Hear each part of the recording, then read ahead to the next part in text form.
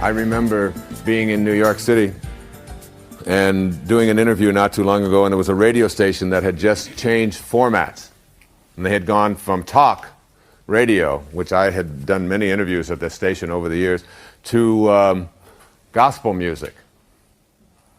And so everybody that was on the staff at this radio station, some 30 people, were all told the day that I was coming there to do an interview that they had all been let go. And everybody was walking around and they were all depressed and they were all upset. And every time someone would come up to me and say, "Oh, Wayne, isn't this awful? I've been here for 22 years and I just lost my job." And I would say, "Congratulations." And they look and say, what's the matter with you? How could you believe in congratulations? I just lost my job. And I said, "Yes, but within a certain amount of time, probably within a year, you'll be in a place that is much better than where you are now." And it was almost like God was trying to tell you something, but you wouldn't listen. It's time to change. It's time to walk down another street. What is your dream? And you sit down with each one of these people and you ask them, what would you really like to be doing? Rather than working here this particular way. And then most of them said, "I'd like to have my own business," or "I would like to do some writing over here. I've always had some ideas about writing." One guy said that he wanted to just do an opera. He'd always wanted, and he's been working on an opera like Mr. Holland, remember, in Mr. Holland's Opus. But he could never get himself the courage to do it because he was always going into the radio station every day in New York. And then I saw him about a year and a half after that, and he was getting his opera published, which he couldn't have done if... It's like this intelligence that we think is conspiring against us is something that we have to understand works with us. But you have to have infinite patience and trust. And when you have, and the reason it says infinite patience produces immediate results, the reason it says this is because the immediate result of your infinite patience is peace. You retreat in peace, and you let the universe handle the details. Keep in mind that all of the seemingly impossible happenings that occur under the guise of what Carl Jung called synchronicity do so with a kind of ease and inexplicably bizarre twist of fate in which little or no effort is expended. This happens to us all quite frequently, particularly when we're more aligned with spirit than the material world. There seems to be what looks like a collaboration with destiny, and a magical connection takes place, making what was perceived to be hard rather easy. If the thought "it's going to be difficult" might not be true, then something could very well occur to make it not be difficult, which means that the habituated meme is false. So now you have a choice with this excuse. A, you can believe a thought, "it's going to be difficult," that is very likely false and most assuredly preventing you from accomplishing what you want. Or B, you can believe an opposite thought, "it will be easy." That could also be false, yet still assist you in fulfilling your desires. When there's a choice, the notion that something is possible or easy is hands down more inviting than the one that insists it's impossible or difficult. So, which thought do you wish to hold? I recall the advice that I received concerning getting my first textbook published a year or so after completing my doctoral studies. This is what I kept hearing. "It's going to be hard. Getting published is impossible. You're unknown. Who would want to publish what you, a 30-year-old novice, has to say?" and the like. Yet I never bought into that logic. Consequently, I didn't adopt the "it's going to be difficult" excuse meme. I sent out 100 copies of my manuscript, and within a week I had 99 rejection letters. But I also had an offer from a small publisher in New Jersey. Essentially, what others thought of as a challenge didn't strike me as such. I knew instinctively that someone, somewhere, would be interested in what I had to say, and it all came about with relative ease. I also recall quite clearly my experience getting national publicity for Your Erroneous Zones, my first book written for the general public, in 1976. The experts all proclaimed that it was next to impossible to get booked on The Tonight Show, The Phil Donahue Show, The Today Show, and so on. This ready-made excuse would have been as good a reason as any to give up. As it turned out, Howard Papish, a talent coordinator on The Tonight Show, read Your Erroneous Zones on a flight from New York to Los Angeles. He called me to come out for a pre-interview, and I was booked on the program a week later. Over the next 3 years, I made 37 appearances on The Tonight Show, and I was a guest on virtually every other national talk show as well. It turns out that this first excuse didn't apply at all. It was actually quite easy to get national media coverage. I only had to answer the telephone. So once again, if the belief that it will be difficult isn't 100% true, why would you choose to support that notion? Never once in 1976 did I say that getting on a national TV show would be hard. I trusted that the universe would provide experiences that matched my desires and that it would all work out for my highest good. The most important point is that by staying aligned with this thinking, I had no need to fall back on a tired, old, and untrue excuse. These are principles that I don't think have to be that complicated. Principles that are characteristic of those who take the road less traveled, who are on the uncrowded mile. And here they are. If you can live them and practice them and work on them or help others to do so, perhaps we can collectively begin to counterbalance some of the negativity of those who can't make the distinction between falsehood and truth. Have a mind that is open to everything, attached nowhere. Go through life with an idea that anything is possible. Don't die with your music still in you. Listen to the voices you hear, regardless of what others may say. Remember, you can never give away what you don't have, so if you're looking for love, don't look in all the wrong places. Look inside, give it away, and you'll attract it into your life. Embrace silence.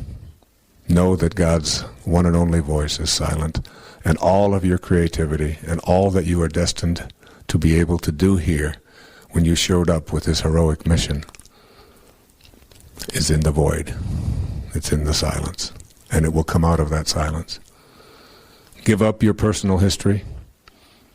Don't be attached to all that has happened in the past. It's just a wake. It's just a trail that is left behind. And the wake can never drive the boat.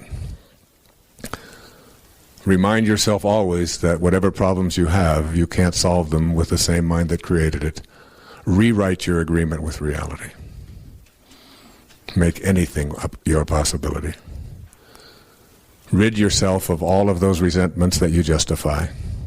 There are no justifiable resentments. They will all destroy you. Treat yourself as if you already were what you would really like to become. Act it out. See yourself as having abundance. See yourself as being healthy. See yourself as being happy. See yourself playing that trumpet, and you won't be able to do anything else. Treasure your divinity.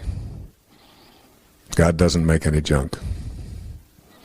And finally, remind yourself that to be wise is to avoid all thoughts which weaken you.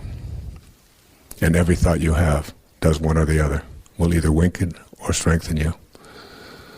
I think of those who don't recognize this great power, this force that is in everything and everyone, that opens the flowers and allows the butterflies to flap their wings, and who thinks it's all some great big accident.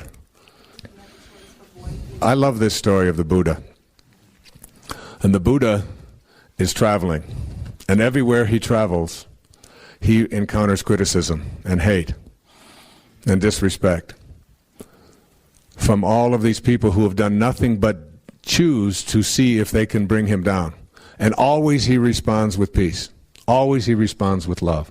And after 3 or 4 days of seeing these people continuously harassing him and ridiculing him and finding fault with him and being ugly and so on, his devotees say, how can you do that? After 3 days of nothing but receiving that kind of energy, you still always have love. And the Buddha answered his question with a question. He said, if someone offers you a gift and you do not accept that gift, to whom does the gift belong? And what he's saying is, if someone offers you a gift of their negativity, of their lower energy, of their criticism, of their hatred or whatever, and you simply don't accept it, who owns it? And if they own it and it's theirs, why would you allow yourself to be upset, depressed, stressed, hurt by something that is owned elsewhere? That's all you have to remind yourself of. And you'd be surprised. You know, it's a good thing to work on. It's a good thing to practice, especially if you have kids, because, boy, they give you so many opportunities to do this, where you can work at seeing if you can change that energy around, if you can make it go from low to high. Just see if you can raise it just ever so slightly. All of you instinctively know how to do it, because you're born with that quality. It's just that we've lost it when we took on the ego. Thank you, and God bless you. Whatever choice you make in every interaction you have, make the choice to be at peace, your sacred or higher self says. Whereas your ego says, oh, no. It's much more important to be right. And so we find people in relationships struggling a lot. And one of the things that they struggle about is who's right and who's wrong. Most of the fights that you have in your relationships really basically, it's oftentimes you forget the details. But it's basically about who's right and who's wrong. So that if you want to have your higher or your sacred part of you ruling in your life, I suggest this to you. Practice being kind rather than right. When you have the choice. And you have the choice in your relationships with your spouse and your ex-spouse, with your parents, with your grandparents, with your in-laws, with strangers on the freeway, with flight attendants, with waiters, with whomever you interact. If you can just subdue this ego part of you which says, it's important for me to be right, which will introduce you to stress and anxiety and fear and so much of the stuff that I talked about earlier, and instead say, how can I suspend this part of me and allow the part of me that wants to be at peace, that wants to be happy, that wants to be fulfilled. And if I said to you, I'm going to give you a magic wand, and with this magic wand, I am going to allow you to just wave it and get anything that you want. Whatever you want. You can have this car, you can have these nice clothes over here, you can have this home, whatever it is. Or I said to you, in lieu of that, I'm going to give you another wand, and you can wave this, and for every moment for the rest of your life, you'll be at peace. Whatever comes along, you'll be able to choose peace. And basically, we know that we're only here for a very short time. And being able to choose peace, which is what the sacred part of you begs you, the higher self. Once you get that, you begin to shift away, and you stop telling yourself that the people who are close to me, in relationship with me, are the people who don't belong there. I remember my wife and I, we often talk about this, and we've been together a long time. We've had many children together, and we have a very wonderful, loving relationship. Thank you. But we'd often, and one time I said to her, or she said to me, you know, we love each other, but this doesn't sound like love. Sometimes the way we talk to each other doesn't sound like love. Let's practice with each other, being kind rather than being right. And it was transformative, that when we had that walk. And doing that with your children, and doing that with a waiter. I mean, a waiter who comes to you and is like, you know, hassled and frazzled and has been busy and all of that, and your ego says, wait a minute, I'm here and I'm important, and I have a right to be served, and I have a right to be served now. That's the ego part of you. If you can suspend that and say, you know, you are a lucky man tonight. You got somebody who's dealing from his sacred self. And I understand. And you take your time, and you come to me, and you bring it at your convenience, whenever you can. I'm willing to suspend my... And you know what? You'll get served so fast, and with such gratitude, just for being kind, if you practice it. Every single one of us are in relationship, whether it's with our husbands and wives, with our ex-husbands and wives, with our children, our grandchildren, whether it's with people we drive along the freeway next to, whether it's with waiters and waitresses, or baggage handlers, or flight attendants, or people that we are in line to get into the movie. We're all in relationships, and we interact with each other all the time. And probably the best lesson that I've ever learned in my life about how to be in a relationship in a way which is powerful and happy and fulfilling is to remember this sentence. When you have a choice, and you always do, to be right or to be kind, start picking kind. The ego part of us wants to be right. How dare you not serve me as fast as I think I deserve to be served? How dare you say something to me? And immediately we want to make that other person wrong and make ourselves right. But there's a part of each one of us that wants to be happy, wants to be at peace. And that part of us says, it doesn't matter whether you're right. It doesn't matter about your ego. All you want is to be at peace, so pick kind. This kind of an attitude, if we had more of this, not only in our own personal lives, would we improve virtually every relationship we have with all of the people closest to us and all of the strangers we interact with. But on our planet as well, we would begin to understand the wisdom that on a round planet, there's no choosing up sides, that we're all one. We're all breathing the same air. We're all drinking the same water. We're all being warmed by the same sun. And as they say, as the Native Americans used to say, no tree has branches so foolish as to fight among themselves. It applies in your relationships, and it applies as a people as well.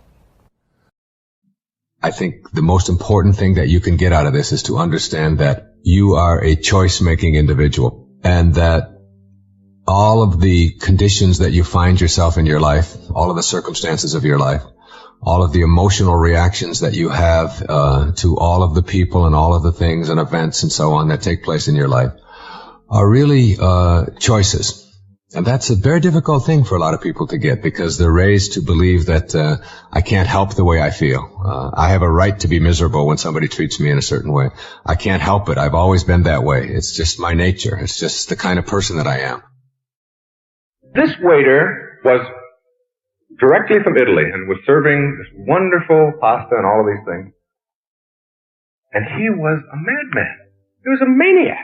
Every customer was getting him all upset. He would talk to the other head waiters and running back and forth and getting himself all worked up.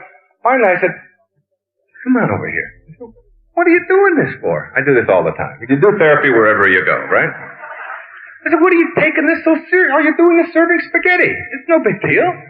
I said to him, you know, before you're 50 years old, you're going to have a heart attack. Guarantee it, if you continue to behave that way every day. He said, look, what do you expect from me? I'm Italian. So, well, that explains it. I mean, his rationale for his behavior was, I can't do anything about it, I inherited it. You know, I just got deficient anger genes. I mean, I've heard kids say that, you know, when they're failing math. I can't help it. My father was lousy at math, my grandfather was lousy. I inherited, you know, deficient math genes. It's just not my fault. I can't do anything about it. The fact is that anything that goes on inside of you that is immobilizing, that gets in your way, that keeps you from functioning in the ways that you would like to function, that stops you from reaching your goals, whatever they may be in your life, anything inside, you choose. It's yours. You own it all. And if you don't like anything about yourself, anything, are you shy? Are you nervous? Are you afraid? Are you somebody who can't handle getting up in front of groups because it scares you? Are you someone who gets angry too much? Do you find yourself being manipulated and controlled by other people too often? Are you afraid to stand up for what you believe? Are you a terrible cook? Are you lousy at tennis? You haven't got a backhand? Whatever it may be, it doesn't make any difference. You are the sum total of the choices that you make in your life. If you don't buy that, if you buy into another system, which a lot of psychologists will teach you, which is, it's in your unconscious. You can't help it. After all, you're a middle child. What do you expect from a middle child? You know, certainly can't have any identity of your own. Or maybe you're an only child. Oh, God. Maybe you're the youngest of 12. You had 11 parents, you know, all your life.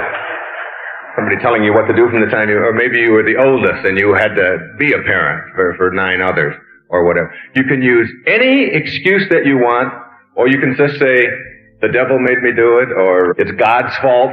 You know, a lot of people blame God. God and Mother are most responsible for all of the things that are wrong with us, you know. The classic, the one I heard over and over and over again in all the years, and I announced it on network television one night, you know. I said, I came here tonight for one reason. I want to tell everybody in America that your mother liked your sister better. I heard it every day for 20 years, you know, it must be true. I can't do it. My mother liked my sister better. No wonder I can't. She was the one that got all the attention. I didn't get anything. Her pictures and all the photographs. Nothing for me. I know some of you don't have a sister, and you think, well, then that's not the reason. She wanted one. Really. And she would have liked her better. I guarantee it. You know. It's taking responsibility for everything that goes on in your life, which is what Wayne Dyer is about, if you really want to take it home to anybody else. No blame is allowed for anything that goes on in your life. Virtually everything in your life boils down to what kinds of attitudes, what kinds of beliefs do you have about any given situation. You try to set your expectations in such a way so that you understand that your life is nothing more than a series of choices. Here are some rules for a healthy imagination. Rule number 1. Never place into your imagination any thought that you would not want to materialize. Rule number 2. Rule number 2 is of equal importance. Never allow your imagination to be contaminated by ideas about how your life used to be. You need faith in your power to make the non-existent your reality. Just because you haven't experienced the magic of the non-existent appearing in your daily life is no reason to poison your imagination with the thoughts that got you where you are now or have been for most of your life. I can't help it, I've always been that way are statements indicating how you used your imagination in the past. Now you must be willing to change your concept of yourself, and you cannot do that by hanging on to those old ideas that once were your truths. Those truths have kept you from achieving the complete fulfillment of your dreams. Your imagination can undergo a complete overhaul. Replace the old ideas of, I've always been this way, it's my nature, it's the only thing I've ever known. Replace them with, I am God, I am capable, I am strong, I am wealthy, I am healthy, I am happy. Or use the words of Saint Germain, quote, I am the conquering presence. I command this I am presence to govern perfectly my mind, my home, my affairs, and my world, unquote. Use your imagination for the fulfillment of your God-realized and God-aligned wishes. Expand your imagination beyond the concept of yourself that limits you to ordinary consciousness. Rule number 3 is a strong reminder to you that your imagination is yours and yours alone. It is a vast, boundaryless realm within you that no one else has access to. No one can peer into your imagination and place things in there that they prefer for you, nor can they extract any ideas that are percolating in that grand imagination of yours. Your imagination is your own fertile field for growing any seedlings that you choose to plant for a future harvest. This rule advises you to never allow someone else's ideas about what is possible or impossible for you, how you should be thinking, or who you should be, or anything else to occupy your imagination. Regularly inventory the thoughts in your imagination. Notice how many of those ideas were originally suggested by well-meaning others, dating all the way back to your early childhood, up to and including today. You may have been told that you have always been a dreamer, as if this were a fault. I can speak here from experience. Family, friends, teachers, and even advisors frequently disparaged ideas that burned brightly in my imagination. I often heard comments such as, Wayne, you're such a dreamer. Get real. You're never going to make it as a writer or a television performer or a movie personality. Be realistic. We know what's best for you. When I was being discharged from the Navy at the age of 22, my superiors warned me that starting college at my advanced age was loaded with uncertainty, particularly since I had no higher education experience and I would be competing with younger, recent high school graduates. Since I already had a skill as a cryptographer in the Navy, they advised me to pursue what they felt was best for me. But I had a dream. An imagination filled with the ideas of teaching and writing and speaking to large audiences. I saw myself on stage. I saw myself as a prominent author, and this vision could not and would not be sabotaged by someone else's vision of what I should or could become. As a young boy in a foster home, I almost always ignored other people's ideas about what I should be thinking or doing. I simply was indifferent to their opinions regarding what I could imagine for myself. I've carried this kind of inner discipline regarding my own imagination with clarity, refusing to allow external opinions to cancel or diminish what for me was hallowed ground. Recently, others advised me that acting in a movie was not sensible for me as a 68-year-old man with no acting experience. I once again remembered to hang the Do Not Disturb sign at the entrance to my imagination, and proceeded to take acting lessons and adopt the self-enforced regimen that allowed me to create a movie. It is a product that fills me with pride today, all because I have diligently practiced rule number 3. I urge you to watch The Shift and see what I mean. Never, and I mean never, allow anyone else's ideas of who you can or can't become to sully your dream or pollute your imagination. This is your territory, and a keep out sign is a great thing to erect at all entrances to your imagination. Generally speaking, the viewpoints of other people regarding how you should occupy your imagination involve their own self-interest. Frequently, the inclination to meddle in your imagination is a way to get something for themselves by persuading you of the folly of your dreams. Enlist only those, including yourself, who are primarily interested in what you see or hear in your imagination about your life. Rule number 4. Rule number 4 may surprise you. It concerns what you don't want to let monopolize your imagination. Do not let your imagination be restricted to the current conditions of your life, or what I call being obsessed with what is. Your imagination is unlimited, and if you've opted for an ordinary level of living, it is tempting to stay in what is rather than what you unabashedly intend to manifest for yourself. Keep reminding yourself that everything that you've believed has gotten you to precisely the point where you are now. If you want to elevate your life and become a manifester, then you have to change what you believe to be true about yourself that has landed you exactly where you are today. The sentiments of, this is reality, this is just the way things are, there's nothing that I can do to change it, and the like are pernicious thoughts that will taint and defile your great gift of I am that I am, which is your divine inheritance from your Creator. Just as growth isn't possible if one continues doing things exactly the same today as yesterday and tomorrow, so is your imagination charged with the same challenge. In your imagination, you can replace the thought of, I will one day be in a better place with, I am already in my mind where I intend to be. This may sound irrational because you are accustomed to evaluating your life on the basis of what your senses tell you is your reality. You can make the choice to reprogram your imagination to take you where you intend to be in the now. Creation originates in the world of spirit, or to say it differently, your imagination is the source of all that has yet to manifest for you.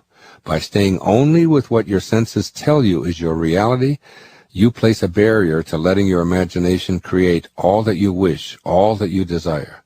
Your imagination is unlimited. What is today is restricted by just that, what is today. The way to get to this place of inner peace and consequently to experience higher awareness is to shut down the internal frenzy. The Chinese sage Sengchan Tsen gave us the following piece of wisdom. Stop talking, stop thinking, and there is nothing you will not understand. Return to the root and you will find meaning. Look inward, and in a flash you will conquer the apparent and the void. He is counseling us to simply stop talking and stop thinking. This is the third key to the sense of peacefulness that is a part of the way of the sacred quest. I want to make it clear that peace is not the absence of conflict. Peace is the experience of the presence of God. As you learn to shut down your inner dialogue and become more peaceful, you will begin to know the presence of God in your life. That presence will be felt in both your body and your inner world. Beliefs are removed. Belief is replaced with knowing. At different times in my past, both alcohol and other substances were a part of my own life path. Through meditation, I was able to leave alcohol behind, and I have never touched it since. But with other substances, I believed I could use them when I chose to for an energizing effect beyond anything I had ever experienced. I was able to use them, enjoy increased energy, and leave them alone for long periods of time. But a time came when I knew I was making foolish and non-spiritual choices connected with seeking out these insidious substances. My personal challenge became to rid myself of these insidious habits. I tried reading my way out of it, but I went back. I tried acupuncture, discussions with experts, and herbal cures, but I went back. I was determined that I would no longer play around with any substance, but I went back. Then I had what I call a holy instant, which was for me a divine experience. At 4:05 a.m. on a January morning, I was meditating. In the still quiet of that meditation, the thought of never again using a substance became real. It was my first absolutely direct experience of God. My entire inner screen of awareness became a bright luminescence as I heard a voice say, "You've tried everything else. Why not try me?" I have never in my life known such peace and certainty that God was with me and around me. I felt overwhelmed by the bliss I experienced. I listened to that voice, felt the presence of God, and have not since experienced the slightest desire to go back to any substance. I have debated with myself about putting this very personal story on this tape. That is, my ego self debated with my higher self. But I knew my experience with chemical substances involved helping others to look within, instead of outside of themselves, for both the excitement and the peace their higher self has for them. If, in my telling this story, one person who experiments with any substance and knows that it is out of control decides to shut down the inner turmoil and seek the help of their loving presence, then it will have been worth it. You needn't have the challenge of getting off drugs to find value applying this third key to higher awareness. It works the same way for every experience you are ready to transcend.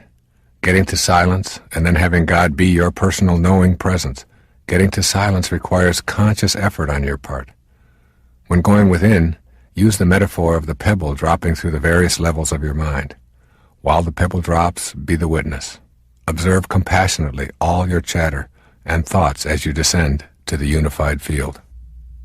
When you notice your mind overly crowded with thoughts, practice not focusing on anything just for a few moments. Tell yourself, "My mind is full of the disturbance of chatter and thoughts.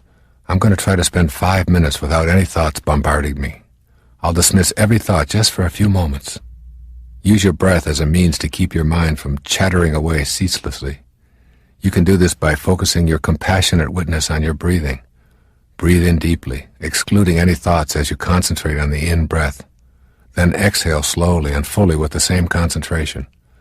When thoughts appear, as they will, know that they are signaling you to return to mindfulness of your breathing in and out. Your heartbeat can also be used as a focal point for the witness. Return to the steady, rhythmic beat of your heart when you notice thoughts intruding. When you find your thoughts just below the surface in the analyzing level, think of a rose. As you replace the analyzing with the beauty of a rose, you might want to recall this verse by the poet Rabindranath Tagore. "Do not carry a rose to our beloved, because in it is already embodied a message which, unlike our language of words, cannot be analyzed." That is, remember that the habit of analyzing or picking things apart in a judging fashion keeps you from knowing the truth that is at the center of your being. The rose needs no analyzing, as the poet reminds us. It simply is. The same is true of you.